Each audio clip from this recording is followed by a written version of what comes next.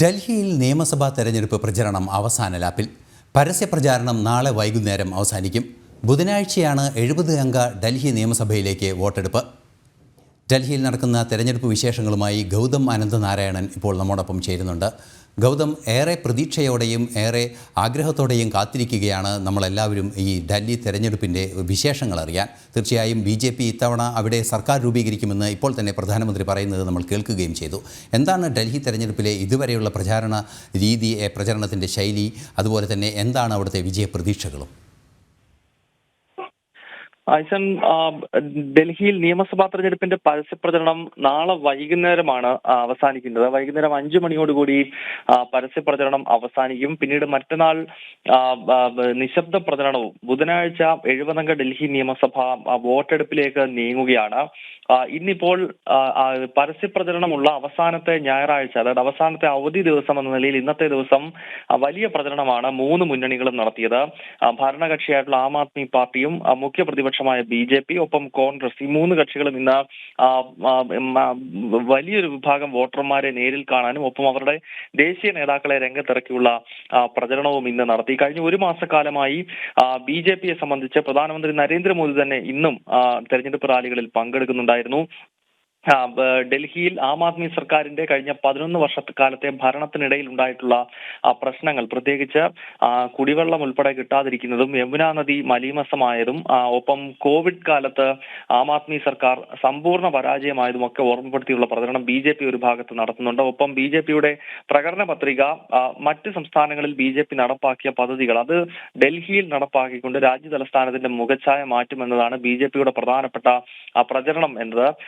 Aam Aadmi party ആകട്ടെ free ആയി വൈദ്യുതി നൽകിയതും കുടിവെള്ളം നൽകിയതും ഉൾപ്പെടെയുള്ള വിഷയങ്ങൾ ഉയർത്തിക്കാട്ടിക്കൊണ്ടുള്ള പ്രചരണം നടത്തുന്നുണ്ട്. കോൺഗ്രസും ഷീലാ ദീക്ഷിതിന്റെ ഭരണകാലത്ത് നേട്ടങ്ങൾ ഉണ്ടായി എന്ന് പ്രഖ്യാപിച്ചുകൊണ്ടുള്ള പ്രചരണം നടത്തുന്നു. എന്തായാലും നാളെ വൈകുന്നേരം 5 മണിയോടുകൂടി വളരെ സുപ്രധാനമായ ഈ തെരഞ്ഞെടുപ്പിന്റെ പരസ്യപ്രചരണം അവസാനിക്കുന്നു. ബുധനാഴ്ച തെരഞ്ഞെടുപ്പ് കഴിഞ്ഞാൽ പിന്നീട് 8-ാം തീയതിയാണ് ഡൽഹി നിയമസഭാ തെരഞ്ഞെടുപ്പിന്റെ ഫലം പുറത്തു വരുന്നത്. ഐസൻ, ഗൗതം, മറ്റൊരു പ്രധാന വിഷയം കൂടി എടുത്തു പറയേണ്ടത് തീർച്ചയായും ഒരു രാഷ്ട്രീയ ചോദ്യം അവിടെ ഉയരുന്നുണ്ട്. BJPയുടെ സാധ്യത എത്രയുണ്ട്, അതുപോലെ തന്നെ ആം ആദ്മി പാർട്ടിയുടെ സാധ്യത. ആം ആദ്മി പാർട്ടിയുടെ സാധ്യത എന്ന് പറയുമ്പോൾ നമുക്കറിയാവുന്നതാണ്, വലിയ രാഷ്ട്രീയ പ്രതിസന്ധികൾ നേരിട്ടതിന് ശേഷമാണ് ആം ആദ്മി പാർട്ടി വീണ്ടും തെരഞ്ഞെടുപ്പിനെത്തുന്നത്. 3-ാം തവണ തെരഞ്ഞെടുപ്പിനെത്തുമ്പോൾ പ്രതിസന്ധികൾ നിരവധിയായി നേരിട്ടിരിക്കുന്നു എന്നതൊരു യാഥാർത്ഥ്യം തന്നെയാണ്. ജനങ്ങളിൽ നിന്ന് വലിയ തോതിൽ അകലുന്നു. അതായത് സ്വന്തം MP പോലും ആക്രമിക്കുന്ന ഒരു സാഹചര്യത്തിലേക്ക് അവരുടെ പാർട്ടി അംഗങ്ങളും മുഖ്യമന്ത്രിയുടെ ഓഫീസിലെ വീട്ടിലെ ജീവനക്കാരുമൊക്കെ എത്തുന്ന അത്രയും മൃഗീയമായ വിഷയങ്ങൾ മുതൽ കുടിവെള്ള പ്രശ്നം, അതുപോലെ തന്നെ യമുനാ നദിയിലെ വിഷയം, നേരത്തെ ഗൗതം സൂചിപ്പിച്ച വിഷയം, ഇത്തരത്തിലുള്ള നിരവധിയായ വിഷയങ്ങൾ തുടർച്ചയായി ഉണ്ടായിക്കൊണ്ടിരിക്കുന്നു. ഈ ഒരു സാഹചര്യത്തിൽ വിജയപ്രതീക്ഷകൾ എങ്ങനെയാണ് ആം ആദ്മി പാർട്ടിയുടെയും സ്വാഭാവികമായും BJPയുടെയും? പക്ഷേ പ്രതീക്ഷ നൽകുന്നൊരു സാഹചര്യം കോൺഗ്രസിനില്ല എന്നത് യാഥാർത്ഥ്യമായിരിക്കെ എന്താണ് ഒരു തെരഞ്ഞെടുപ്പ് ചിത്രം? ഹൈസൻ, BJPയെ സംബന്ധിച്ച് ലോക്സഭാ തെരഞ്ഞെടുപ്പുകളിൽ നേടുന്ന വിജയം, ഡൽഹിയിലെ 7 ലോക്സഭാ സീറ്റും BJPയാണ് വിജയിച്ചത്. ഈ ആത്മവിശ്വാസത്തിലാണ് ഏതാണ്ട് 7 മാസങ്ങൾക്കപ്പുറം മറ്റൊരു നിയമസഭാ തെരഞ്ഞെടുപ്പിന് ഡൽഹിയിൽ BJP ഇറങ്ങുന്നത്.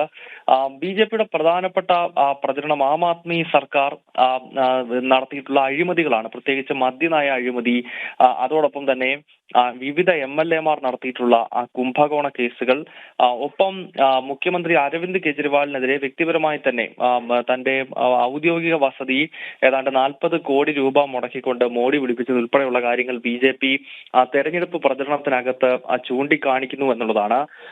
അതിനാൽ ഈ 11 വർഷത്തെ ഭരണവിരുദ്ധ വികാരം ഇത്തവണ തങ്ങൾക്ക് അനുകൂലമാകും എന്ന വലിയ വിശ്വാസം BJPക്ക് അതിനുണ്ട്. കഴിഞ്ഞ 2 നിയമസഭാ തെരഞ്ഞെടുപ്പുകളിൽ 2015-ലും 2020-ലും ഒരു ആത്മവിശ്വാസം ഇല്ലാത്ത നിലയിലാണ് ഡൽഹിയിൽ BJP പ്രവർത്തിച്ചതെങ്കിൽ 2025-ലെ ഈ നിയമസഭാ തെരഞ്ഞെടുപ്പിൽ ഒരു കനത്ത പോരാട്ടം 70 മണ്ഡലങ്ങളിലും കാഴ്ചവെക്കാൻ BJPക്ക് ഇതിനകം സാധിച്ചിട്ടുണ്ട്. അതിനാൽ ഈ തെരഞ്ഞെടുപ്പ് ഒരു നെക്ക് ടു നെക്ക് ഫൈറ്റ് ആം ആദ്മിക്കും BJPക്കും ഇടയിൽ രൂപപ്പെടുന്നു എന്നത് ഒരു വസ്തുതയാണ്. ആം ആദ്മി പാർട്ടിയെ സംബന്ധിച്ചിടത്തോളം നേരത്തെ സൂചിപ്പിച്ചതുപോലെ അവരുടെ ഫ്രീ ബീസ്, അതായത് കഴിഞ്ഞ കുറെ വർഷങ്ങളായി ഡൽഹിയിൽ ചില സൗജന്യ പദ്ധതികൾ അവർ നടപ്പാക്കുന്നുണ്ടായിരുന്നു. അതേ കാര്യങ്ങൾ ഉയർത്തി കാണിച്ചുകൊണ്ടാണ്, അത് തങ്ങൾ അധികാരത്തിൽ എത്തിയില്ലെങ്കിൽ ഇതെല്ലാം നിന്നു പോകുമെന്നൊരു പ്രചരണം ഉയർത്തിപ്പിടിച്ചുകൊണ്ടാണ് കെജ്രിവാൾ കെജ്രിവാളിന്റെ നേതൃത്വത്തിൽ ഡൽഹിയിൽ ഈ ആം ആദ്മി പാർട്ടിയുടെ പ്രചരണം നടക്കുന്നത്. കോൺഗ്രസിനെ സംബന്ധിച്ച് സ്ഥാനാർത്ഥികളുണ്ട്, പ്രചരണ രംഗത്ത് ഉണ്ട് എങ്കിൽ പോലും ഒരു ത്രികോണ മത്സരം